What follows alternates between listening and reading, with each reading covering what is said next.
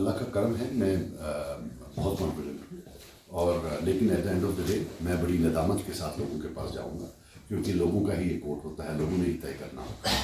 Confidence तो है, लेकिन हमारा सर जो है लोगों के सामने बिल्कुल नीचे है, तो अल्लाह ने चाहा तो कामयाबी होगी। बारामूला सीट का डिलिमिटेशन में काफ़ी चेंजेस हुए और शिया वोट बैंक भी काफ़ी अब इस सीट में शामिल हुआ है, जो कि पहले नहीं था। तो इससे आपको फ़ायदा होगा या अमर अब्दुल्ला को नुकसान होगा? नहीं, वहाँ उनके भी कई बड़े शिया नेता हैं, और हमारे भी हमारे तो टॉप नेता मौलाना इमरान अंसारी साहब हैं, वो भी हमारे साथ हैं। तो ऐसा मुझे लगता है कोई ज़्यादा उसमें रद्द बदल नहीं हुई।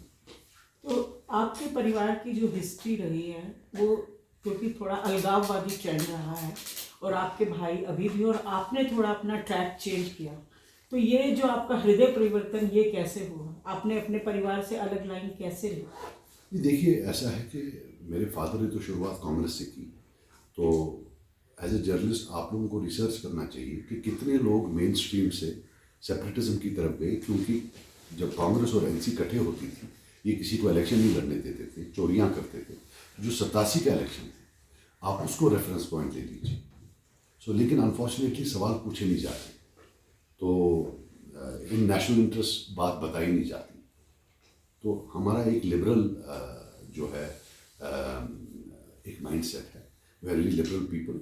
तो आपको ये भी पता होना चाहिए कि जो रेडिकल एलिमेंट्स थे, उन्होंने मेरे फादर को कत्ल किया है, गोलियों से मारा है, ठीक है ना।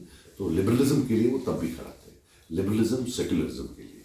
सो we are a very liberal secular family, very moderate family, that's what's most important. अभी आप जो इशू उठा रहे हैं 87 में जो रिगिंग हुई चुनाव में, उसकी आप बात कह रहे हैं कि एफआईआर दर्ज कराने की आप बात करें, तो ये इशू पहले क्यों नहीं आया? बिकॉज कांग्रेस की ही सरकार थी, उन्होंने खुद किया था, तो खुद थोड़ी ना अपने खिलाफ एफआईआर करती। आपने भी तो कभी डिमांड नहीं, हमने हमेशा किया है, कोई सुनने वाला नहीं था। कांग्रेस ही थे, वो तो जेल में डाल देते थे। हमने जेलें देखी हैं मैडम, ये ऐसा नहीं है जो हम पर इल्ज़ाम लगा रहे हैं, हम तो हंसी आ रही है। हम तो इनके हाथों जेल देखा है, टॉर्चर देखा है। ये जो आपको ये वाइट कॉलर जेंटलमैन नज़र आते हैं, उतने जेंटलमैन ही हैं नहीं। जब इनका ये जो जितने भी आपके पुराने अलगावादी नेता, ये तो सब इलेक्शन लड़ते थे। इनकी बहनों को इन्होंने उठाया, इनकी माओं को अरेस्ट किया, इनके फादर्स को अरेस्ट किया कि भाई सरेंडर कर लो। दैट इज़ हाउ, एटलीस्ट हमारा जो सबसे बड़ा प्रॉब्लम है, हम कंडोन नहीं करते हैं गन को, लेकिन ये तो देखिए कि कर क्या रहे थे आप, वो तो कोई देखता ही नहीं। सज्जाद साहब, जब धारा 370 हटाई गई तो आपको भी नज़रबंद किया गया था, और अब मैं देख रहा हूँ कि आपका, और जैसा कि मीडिया में आता है, या आपके ऊपर आरोप भी लग रहे हैं कि अब आप प्रो मोदी हो गए, या आपका उनकी तरफ थोड़ा झुकाव हो गया, और आपको बी टीम भी कहा जा रहा है। नहीं, ये तो उमर साहब कहते हैं, तो ये उमर अब्दुल्ला साहब कहते हैं, और आप भी उन्हीं के प्रो उमर ही मुझे पूछ रहे हैं। आप उनसे पूछिए ना 87 में क्या किया। आप उनसे पूछिए कि आपके टाइम में लगभग 14,000 सिविलियन मरे हैं, उनका पूछिए ना, उनका तो कोई पूछने वाला नहीं है। आपको क्यों परेशानी है मेरी बेटी? जो यहाँ कब्रें नज़र आ रही हैं लाख, वो दिख नहीं रही हैं आपको। बेसिकली प्रॉब्लम मेरी मैडम ये है कि जो मेन स्ट्रीम मीडिया है इंडिया का, you are blind to the graves. आपका कोई हृदय, आपको कुछ नहीं होता है कि भाई यहाँ लोग क्यों मरे। You don't want to know, because you don't think they are. Then go and ask him, then why don't you go and ask him? आज तक तो मैंने किसी को नहीं देखा पूछते हुए। आप बताइए, किसी ने पूछा है उसको? हैज एनीबडी आस्क्ड हिम कि भाई तुम्हारे टाइम में, मिल्टन तो छोड़ो, बाप और तुम्हारे टाइम में मिलकर 10,000 सिविलियंस मरे? ये तो रिपोर्ट्स हैं।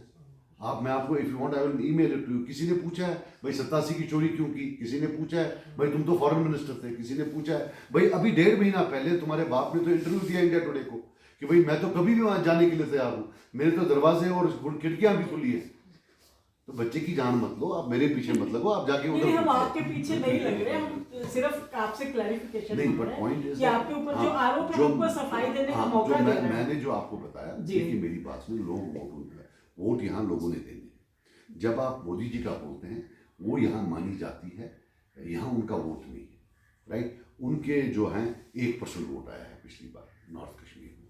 सो द होल आइडिया इज कि भाई इनको उनके साथ टाई अप करके यहाँ हम जो है सिंपैथी गेन कर ले। That is the whole idea.